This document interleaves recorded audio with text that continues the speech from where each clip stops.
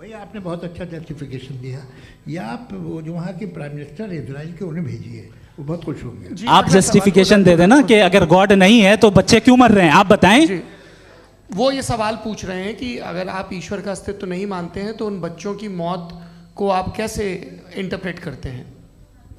भाई ये दुनिया जो है, जो ताकतवर लोग होते हैं वो एक नाइंसाफी करते हैं। तो ये अच्छा काम है आपके नजदीक, तो नेचर नाइंसाफी पे मबनी है। अरे मेरे भाई, आप नेचर की कहाँ बात कर रहे हैं, तो इंसान की बात जी, तो फिर जब मैं इंसान की बात कर रहा था आप नेचर की बात करने लग गए। क्रॉस एग्जामिनेशन नहीं। हाँ, अब आप मुझे बोलने नहीं देंगे तो अलग बात है, आप बोलिए, मैं मुझे कोई जल्दी नहीं। जी नहीं, ये क्रॉस एग्जामिनेशन बोल तो लेने दीजिए। जी बोलिए। क्या बात ये है कि ह्यूमन सोसाइटी तभी साथ में रह सकती है जब वो मोहब्बत से, एकता से, एक दूसरे के एहतराम करके रहे।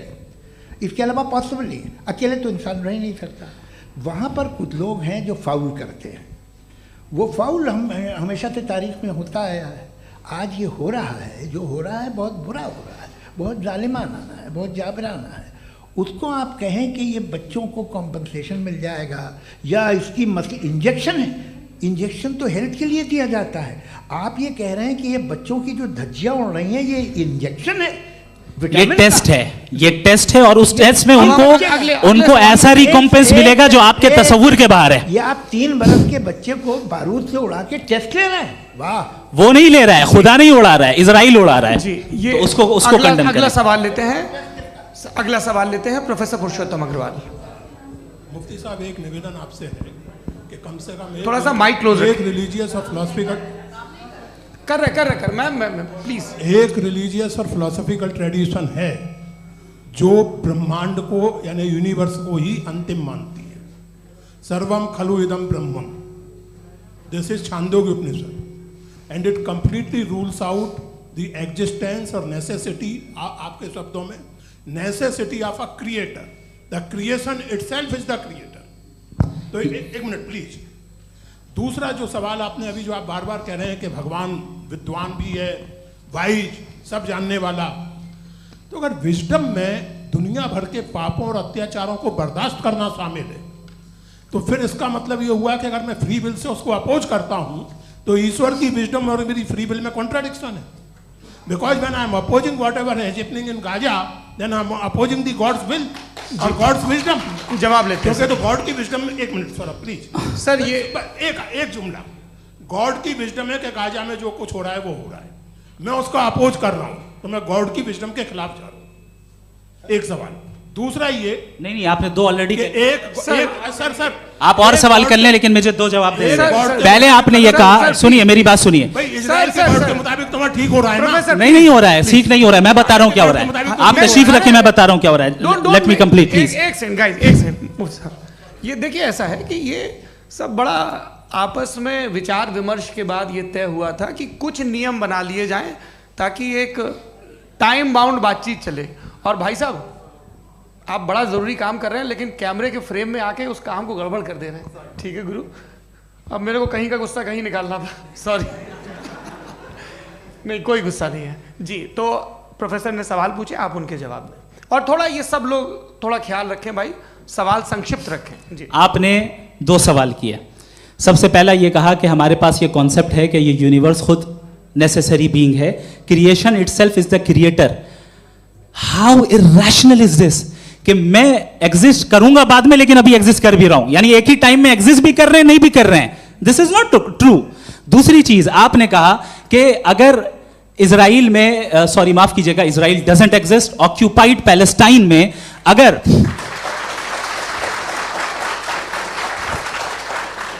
ऑक्यूपाइड पैलेस्टाइन में बच्चों को मारा जा रहा है फ्री विल की वजह से और गॉड नहीं रोक रहा, ये कॉन्ट्रडिक्शन है। ये बताइए कि एक एग्जाम में एक बच्चा गलत आंसर लिख रहा है, सुनिए, एग्जामिनर चाहे तो रोक सकता है, क्यों नहीं रोक रहा है?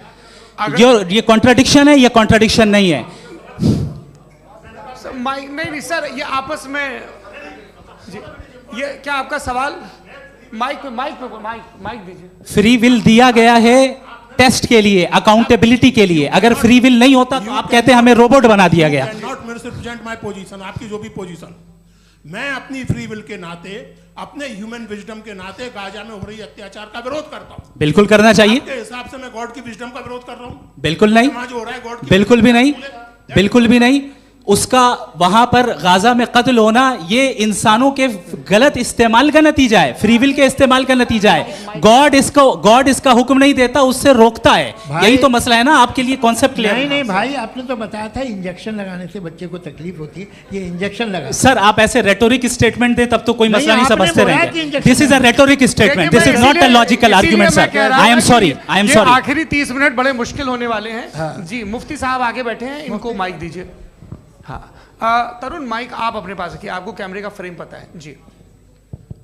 सबसे पहले दोनों को मुबारकबाद। एक सर अपना आप नाम बता दें। आप अमेरिका में शिकागो में रहते हैं, इतना मुझे याद है। बताया आपको, यासिर नदीम अलवाजदी मेरा नाम है।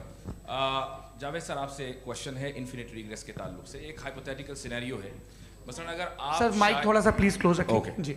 अगर आप शायर इसलिए हैं कि आपके कोई उस्ताद शायर थे, और वो इसलिए शायर थे कि उनके कोई उस्ताद शायर थे, और इसी तरीके से हम माजी में पीछे चलते चलते चले जाएं और कहीं ना रुके, तो माफ कीजिएगा आप कभी शायर नहीं हो सकते। लेकिन आप शायर हैं, आपका शायर एग्जिस्ट करता है, इसका मतलब ये है कि आप कहीं ना कहीं रुके हैं।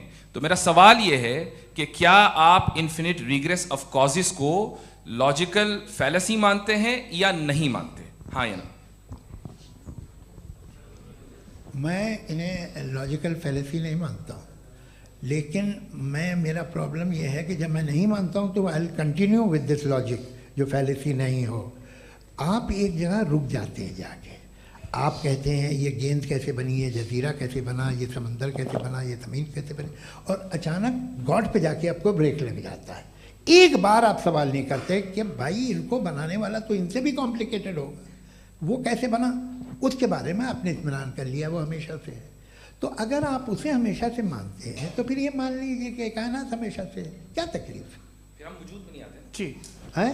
हम मौजूद नहीं। अच्छा सर क्यों नहीं हो सकते? मैं बताऊंगा प्लीज प्लीज। जैसे मैंने मिसाल दी आपके शेर, आपका शेर कभी वजूद में ना आता अगर शायर इसी तरह चलते रहते हमेशा। जी माइक मेरे ख्याल से एक सेकंड, इन्फिनिट रिग्रेस का कॉन्सेप्ट क्लियर नहीं हो पाया, ऐसे रहने दें, लेट्स मूव ऑन सर। ठीक है। हाँ थोड़ा सा मॉडरेटर का भी ख्याल रखें। नहीं आपने तो रखा है, आपने रखा है। यहाँ पे गौहर रजा साहब हैं, वो भी एक सवाल पूछना चाहते हैं। माइक नीचे से ऑन कर दिए, नीचे।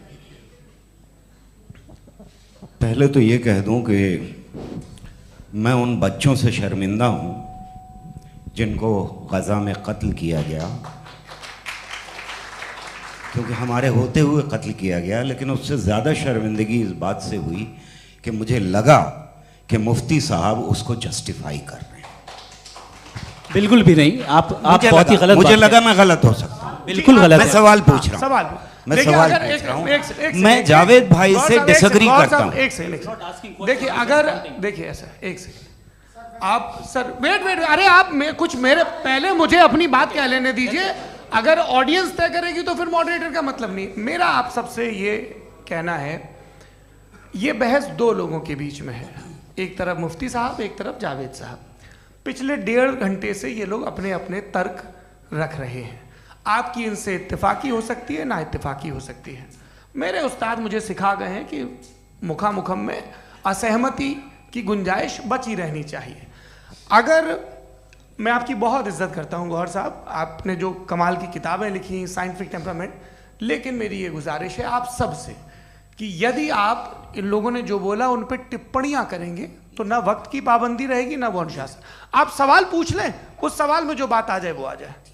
मैं जावेद साहब से डिसएग्री करता हूं, इसलिए जावेद साहब से सवाल पूछ रहा हूं। आपका सवाल जावेद अख्तर साहब से। और सवाल ये है मेरा कि जावेद साहब ने कई बार लॉजिक का इस्तेमाल किया कि साइंस में लॉजिक है और रिलीजन में लॉजिक नहीं है। मेरा ख्याल ये है कि रिलीजन में भी लॉजिक है, लेकिन उस लॉजिक की बेसिस ये है कि आप रुक जाते हैं, जिसका जिक्र जावेद साहब ने बार बार किया, यानी खुदा के तसव्वुर पे आते हुए, गॉड के तसव्वुर पे आते हुए रुक जाते हैं।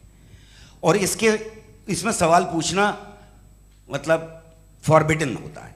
सवाल यह है कि क्या जावेद साहब इससे एग्री करते हैं कि साइंस की लॉजिक अलग है और रिलीजन की लॉजिक अलग है? बताइए सर। देखिए 3 चीज़ें हैं, साइंस है, एक है मंतिक है, इस्तिदलाल है, और एक जो है कुछ भी नहीं है, फेथ है, अकीदा है। मैं अकीदे की लॉजिक का कायल नहीं हूँ। मुझे आप इस्तिदलाल से, लॉजिक से, रीज़न से समझाइए, मैं मानने को तैयार हूँ, मेरा क्या नुकसान होगा। लेकिन ये कि अकीदे पे मैं नहीं जा सकता हूँ। अकीदे का मतलब है कि तुम ये मान लो, सवाल ना करो, ये नहीं। आप सारी बातें करके, बड़ी साइंटिफिक बातें करके एक जगह जाके खुदा के वजूद पे रुक जाते हैं, सरेंडर कर देते हैं। मैं सरेंडर करने को तैयार नहीं। That's all. जी, ये आगे सर बैठे हुए हैं, इनको माइक दीजिए। भाई वो आप पूछना चाह रहे थे ना भाई? हाँ, नहीं मैं ये थैंक यू जी। आपका नाम? आसिम इफ्तिखार। आसिम जी, पूछिए। सर, जावेद सर से सवाल है कि आपने अपने क्लोजिंग माइक थोड़ा करीब है। अपने क्लोजिंग स्टेटमेंट में बात कही थी कि मज़हब का जो फ्यूचर है वो ज़्यादा दिन नहीं जाने वाला है, लेकिन मैं देख पा रहा हूँ कि जो ऑक्सफोर्ड यूनिवर्सिटी की एक स्टडी है 2011 में हुई है, जिसके 50 एकेडमिशियंस ने इसको अंजाम दिया था, उसमें वो ये कहते हैं कि जो फेथ इन गॉड है वो इनबिल्ट है ह्यूमन नेचर के अंदर, जिसको हम कहते हैं फितरत के अंदर शामिल है वो। और वो ये कहते हैं कि अगर कोई ये समझता है कि मज़हब को वो ख़त्म कर देगा तो ये उसकी गलत फहमी है। तो आप इसके बारे में, इस स्टडीज़ के बारे में क्या कहते हैं? ठीक है, मैं उनसे एग्री नहीं करता हूँ। वो कौन से प्रोफेसर होंगे, ऐसा उनके क्या पास डेटा है, इन्होंने डेटा के बेस होगा। डेटा क्या हो सकता है? फ्यूचर का डेटा तो नहीं हो सकता ना उनके पास, प्रेजेंट का डेटा हो सकता है। डेटा आपने सुना 100 साल पहले का बाद का डेटा? मैंने तो नहीं सुना आज तक। तो आज उनकी ये राय है और होगी राय, ठीक है। दुनिया में तरह तरह की राय है लोग, लेकिन मैं समझता हूँ कि वक्त के साथ इंसान ज़्यादा से ज़्यादा रीज़नेबल और लॉजिकल होता जा रहा है। आज आप देखिए वेस्टर्न यूरोप में क्या परसेंटेज है नॉन बिलीवर्स की, बहुत हाई। वहाँ चर्च खाली पड़े होते हैं। तो अल्टीमेटली तो इंसान कोई ऐसी बात बहुत अरसे तक नहीं मान सकेगा, चाहे गलत या सही, जो उसे, उसके दिमाग को, उसके जहन को, उसकी लॉजिक को अपील न करे। वो कह रहे हैं तो ऑक्सफोर्ड के होंगे, तो कैम्ब्रिज के होंगे, तो मुझे क्या लेना देना। उनका डेटा मुस्तकबिल का नहीं हो सकता है। जी। दीपक, हाँ पूछिए। मैं आऊँगा, अभी पीछे की साइड भी आऊँगा, माइक वहीं भेजूंगा 2-3 साल के लिए। जी जावेद साहब, आपसे सवाल है। नमस्ते अरे भाई सर, अगर आप ही लोग तय करना है तो फिर 200 लोग तय कर लें। ये एक साथ नहीं sir, please don't do this sir. Everybody has a right sir, but we can only take selected questions. No sir, ये यंग लोग भी हैं तो इनकी ये अब उतने सुनिए। यंग, भाई आप यंग हैं कि नहीं हैं? एक वो कह रहे हैं वो भी यंग हैं पूछ रहे ना साहब। भाई। आप उनकी नौजवानी पर दावा उनको ही करने दें।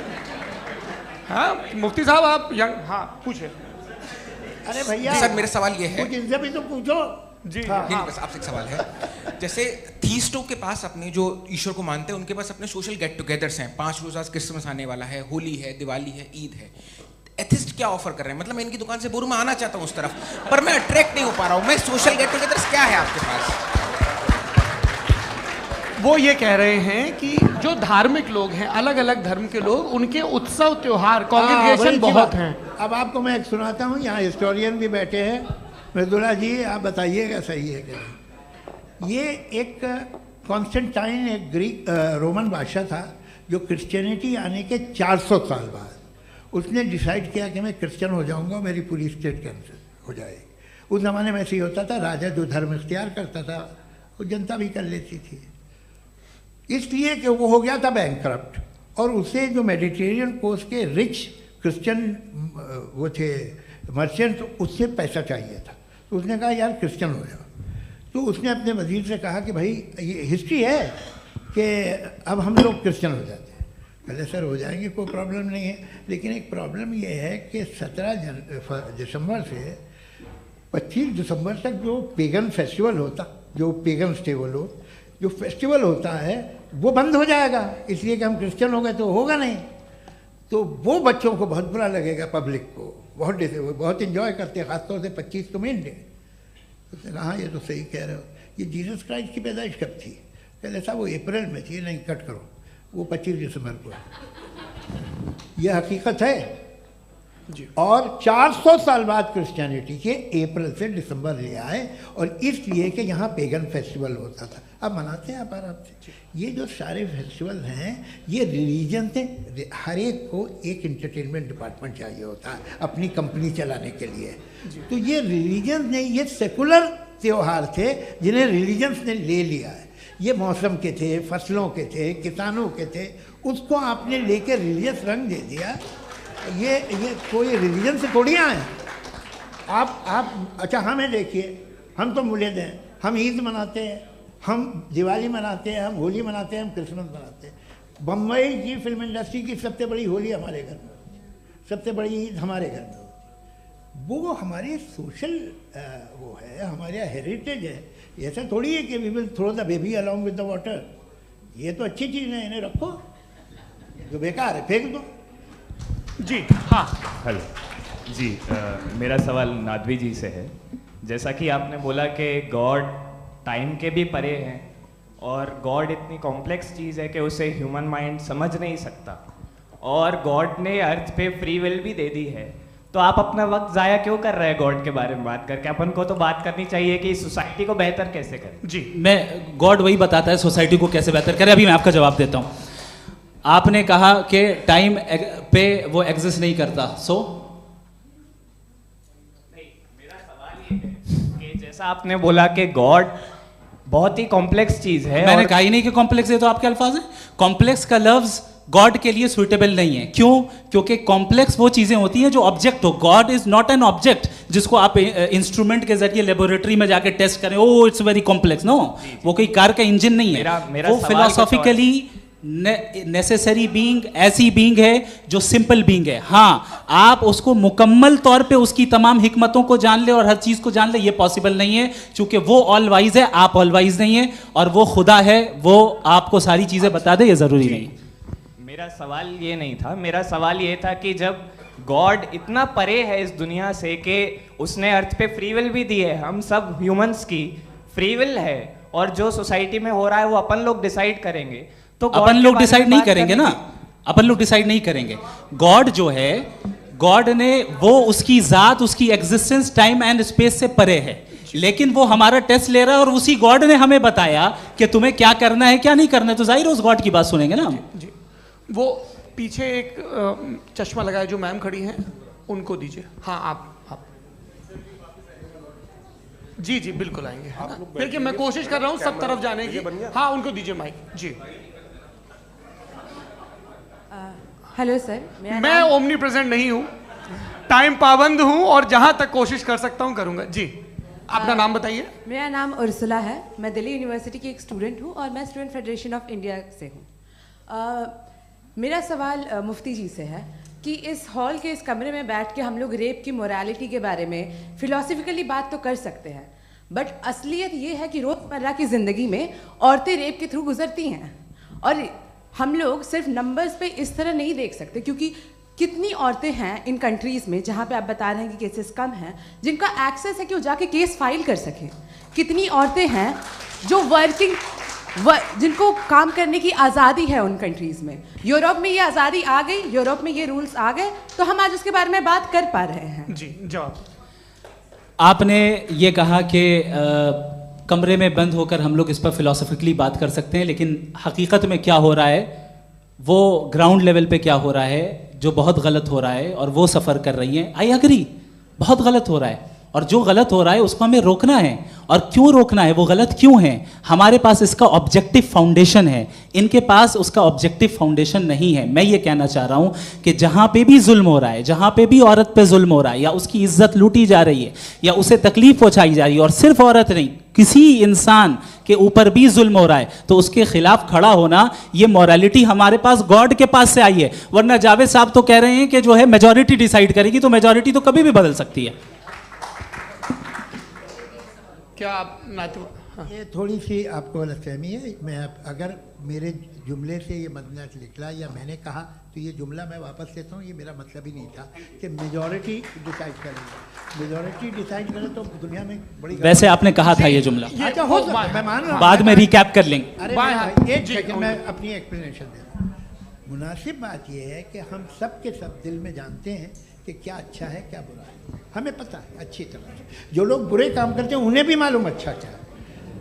यही तो सवाल था हजरत कि फिर ये मोरालिटी आई कहाँ से? Cross examination. हाँ जी, हाँ, मोरालिटी साथ रहने की डिजायर से आई, यानी साथ रहकर जो कुछ कह दे, जो कुछ कर दे, वो हो जाएगा। नहीं, तो आप कायदे से रह ही कर सकते हैं जब तक लोगों में मोरालिटी हो, वरना क्यास हो जाएगा। ये आपको कैसे पता? जी हमने देखा ना, जहाँ मोरालिटी का क्यास हो गया, हम देखते हैं। कहाँ पे देखते भाई हैं? दुनिया में। आप जो ये- कह रहे हैं, आप ये- एक कहीं पे अगर गलत हो रहा है इस बहस तो के उसको बाद आप में गलत देखिए। सर मुफ्ती आप साहब, मैं- एपिस्टेमोलॉजी मुफ्ती की साहब, बात मुफ्ती कर रहे हैं, मैं साहब, ऑन्टोलॉजी अरे की बात मुफ्ती कर रहा साहब, हूँ। मैं इस बहस के फाउंडेशन बाद आप क्या है? दोनों लोगों को चाय पे फाउंडेशन- होस्ट करूंगा, वहां पे क्रॉस एग्जामिनेशन कर लीजिएगा। अभी ऑडियंस का हक मार रहे हैं आप लोग भाई, सर जस्ट लोग हैं आप लोग। और ये भाई ये एक हाँ बच्चे- उधर उधर आएंगे, उधर इनको आएंगे। भी। जी सर आएंगे आएंगे। अच्छा सर मेरा नाम लईकुर रहमान है और मैं अलीगढ़ मुस्लिम यूनिवर्सिटी का स्टूडेंट हूँ। और जहाँ तक मुझे पता है कि sir you are also product of Aligarh Muslim University. मैं भी उसी चमन का बुलबुल। हाँ सर, तो बड़ी खुशी हुई मुझे जान करके कि मैं आपसे मिलूंगा। सवाल सर मेरा सवाल ये है, सर सैयद अलैहि रहमा का नज़रिया ये था कि खुदा के वजूद को अक़ल के दायरे में रह कर के तलाश करना, न कि पूरी तौर से उसका इनकार कर देना। Sir how will you define it? नहीं तो ये तो आप इन्हें बताइए। ये सर, अक़ल सवाल में रह आपसे। के खुदा का वजूद साबित कर रहे हैं। तो सर आपने सैयद इनकार मना किया। कर रखा है, इस वजह से मेरा क्वेश्चन उन्होंने यही सर से एक सेकंड, सर सैयद ने यही कहा ना कि अक़ल से आप खुदा के वजूद को साबित नहीं कर सकते, यही कहा ना भाई। वो उन्होंने कहा कर सकते हैं और वो कर दिया गया आज। वो फोन दो। तलाश करना या साबित करना अक़ल से अक़ल से नहीं हो सर सकता। अरे सवाल तो सुन लीजिए जी। अक़ल से नहीं हो सकता है, यही कहा ना आपने। अक़ल से हो सकता है। अरे वो यही कह रहे हैं भाई, आप बता रहे हो सकता है, वो तो कुछ और।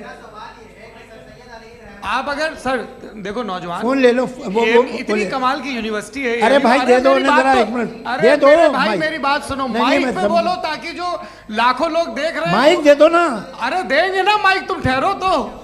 हाँ सर मेरा सवाल ये था कि सर सैयद अलैहि रहमा का एक नज़रिया था अपना कि खुदा का जो वजूद है उसको अक़ल के दायरे में रह कर के तलाश करना है, न कि पूरे तौर से इनकार कर देना है। ये उनका कॉन्सेप्ट था। लेकिन मेरा सवाल ये है कि आप इसको कैसे डिफाइन करते हैं, एक्सप्लेन कैसे करेंगे? मैं आपसे जानना चाहता हूँ, क्योंकि you are the product of Aligarh Muslim university.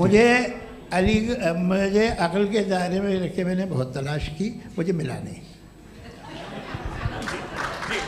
हाँ ये इधर उधर वो चश्मा लगाए जो, हाँ उनको दे दीजिए।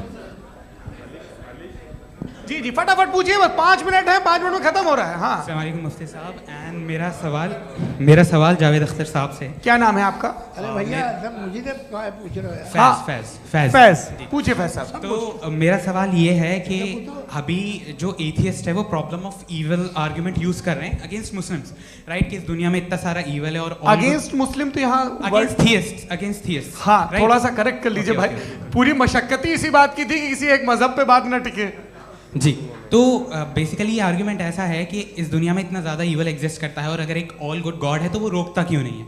लेकिन इस सवाल में एक हिडन अजम्पशन ये है कि इस दुनिया में ईवल एग्जिस्ट करता है। अब एथियस्ट ये कैसे ऑन्टोलॉजिकली प्रूव कर सकते हैं कि इस दुनिया में ईवल एग्जिस्ट करता है? मैं आपको बताता हूँ, थोड़ा सा समझा। नहीं सर आप हम लोग इनको सुनने आए। नहीं please don't do that. I want to explain ontologically. नहीं हम समझ गए सर, इनको अब जवाब देने दीजिए। अच्छा सवाल पूछ लो। मैं अभी तक क्या था वो मैं थोड़ा सा ऐड ऑन कर लेता हूँ। तुम गुरु, तो हम जब इसका राउंड 13 करेंगे ना तब तुमको स्टेज पे बिठाएंगे। जी तो हाँ जल्दी से। तो देखिए एथियज्म के हिसाब से सब कुछ रैंडमली बन गया है, सब कुछ एटम्स और मॉलिक्यूल्स है। एक पत्थर में और मुझ में सिर्फ इतना फर्क है कि हम लोग एटम्स और मॉलिक्यूल्स का अलग अलग रीअरेंजमेंट है। अब एक पत्थर को कोई इंसान तलवार से 2 टुकड़ों में काट दे या मुझे, according to atheism it is same. There is no evil and good according to atheism. जी अच्छा फैज साहब का सवाल ये है कि हाँ कोशिश भी करते तो इससे गलत सवाल नहीं कर पाते। एक लाइफ फॉर्म है और लाइफ फॉर्म में फीलिंग्स हैं, मतलब लाइफ फॉर्म सुनता है, देखता है, टेस्ट कर सकता है, फील कर सकता है। तो उसकी जो ये जो क्वालिटी इस बबल में आ गई हैं वो जानवर में भी है, इंसान में भी है।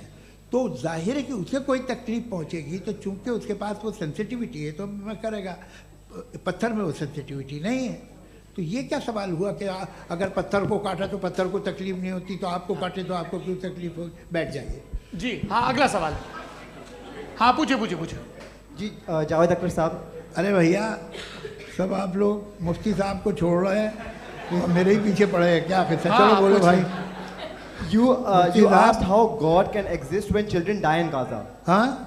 You asked how God can exist when children die in Gaza, and you also mentioned the rise of atheism in Europe. But the same events also are leading many atheists and non-believers to turn towards faith. How do you interpret this contradiction, where suffering pushes some away from God, yet brings others closer to belief? देखिए, आपको एक बात बताऊं, दुनिया perfect तो कहीं भी नहीं है, हर जगह कुछ खामियां हैं। बेटा एक मिनट, मैं आप ही को कहेंगे, देखो वो तो कुछ खामियां, कमज़ोरियां, खराबियां सब जगह है। लेकिन अगर देखोगे ईमानदारी से कि दुनिया सबसे ज़्यादा महज़ब कहाँ है, एक आम शहरी को कहाँ हुकूक हासिल हैं, वो बोल सकता है, अपनी मर्ज़ी से काम कर सकता है, अपनी मर्ज़ी से राय दे सकता है, हुकूमत के ख़िलाफ़ बोल सकता है, बरसरे इक़्तिदार लोगों के बारे में बोल सकता है, सरमायादारों के ख़िलाफ़ बोल सकता है। तो आपको ये स्कैंडिनेवियन कंट्रीज़ में मिलेगा, वेस्टर्न यूरोप में मिलेगा। मैं नहीं कह रहा वो परफेक्ट है, बिल्कुल नहीं, वहाँ बहुत ख़राबियाँ भी हैं, परफेक्ट तो कोई। लेकिन जिन जिन मुल्कों में, लैटिन अमेरिका देखो, गल्फ़ देखो, वहाँ पर आपको ये ज़रूर है कि रेप नहीं होते होंगे।